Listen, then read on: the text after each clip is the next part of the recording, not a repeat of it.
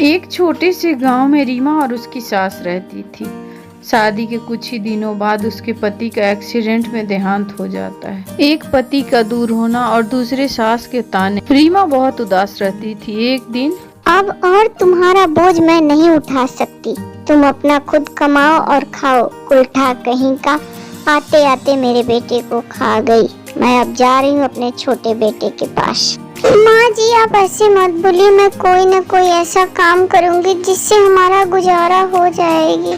आप मुझे छोड़कर जाएंगी, मैं अकेले कैसे रहूँगी? मैं अकेले कैसे रहूँगी? लेकिन रीमा की सास एक भी बात नहीं सुनती है और उसको उल्टा सीधा बोलते हुए घर से निकल जाती है। कोई न कोई काम करेगी, आई है मुझे समझाने, आते आते मेरा घर उजाड़ दिया। रीमा अपने सास को जाने से नहीं रोक पाती है और वह घर में अकेली रह जाती है। ऐसे ही कई दिन बीत जाते हैं। एक दिन उसकी पड़ोस की ज्योति आती है और उसको समझाती है, रीमा तुम कोई काम क्यों नहीं कर लेती जिससे तुम्हारा गुजारा हो जाएगा? अभी तुम जवान हो, मेहनत कर सकती हो। ज्योति की बातों से उसके मन में हिम्मत बढ़ती है और वह पकौड़े बनाकर बेचने का फैसला करती है।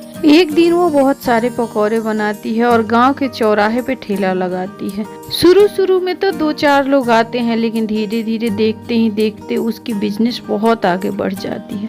उसके ठेले पे लाइन लगने लगता है लोगों का।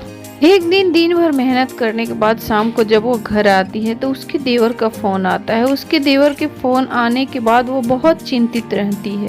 उस दिन वो ठेला लगाने भी नहीं जाती है और शाम को अपने घर में बैठकर अपने पति के फोटो के सामने बहुत ही रोती है। बहुत देर रोने के बाद वह कब उसको नींद आ जाती है उसको पता नहीं चलता है। सुबह उठकर फिर रोज के जैसे वह ठेले लगाने के लिए ठेले की साफ सफाई कर रही होती है, तभी 2 लोग वहाँ आते हैं।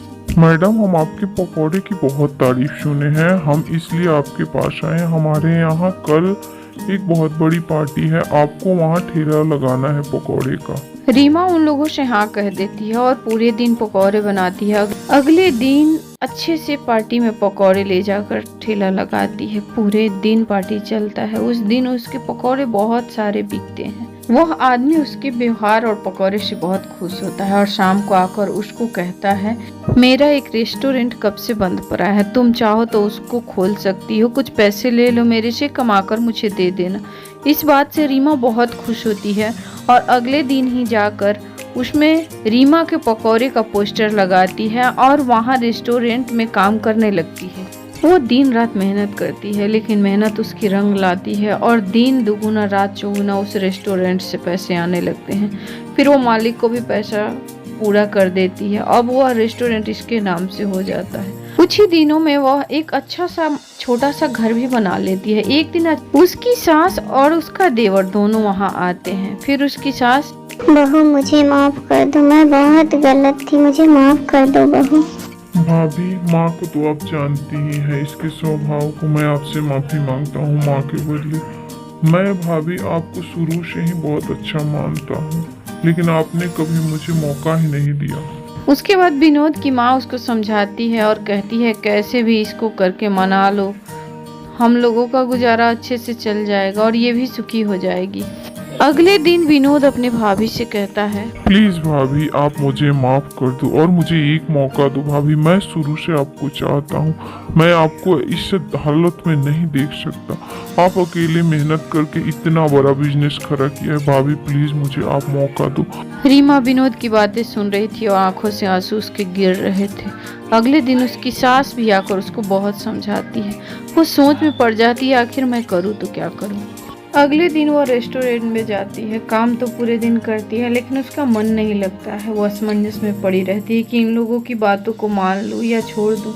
मेरे पास जब कोई नहीं था तो ये लोग तो मुझे अकेला छोड़ दिए थे, आज मेरे पास पैसे हो गए तो सब आ गए अपना बनने। शाम को घर आती है तो फिर वही रोना। उसकी सास उसके सामने भीख मांगती है कि मेरी बात मान लो रीमा बहू, मेरे बुढ़ापे का सहारा बन जाओ।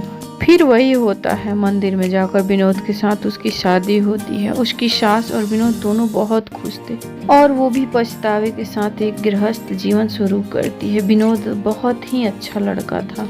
अगले दिन विनोद, आप दोनों घर पे ही रहे, आज से मैं रेस्टोरेंट का काम खुद देखूंगा, आप लोगों को परेशान होने की जरूरत नहीं है।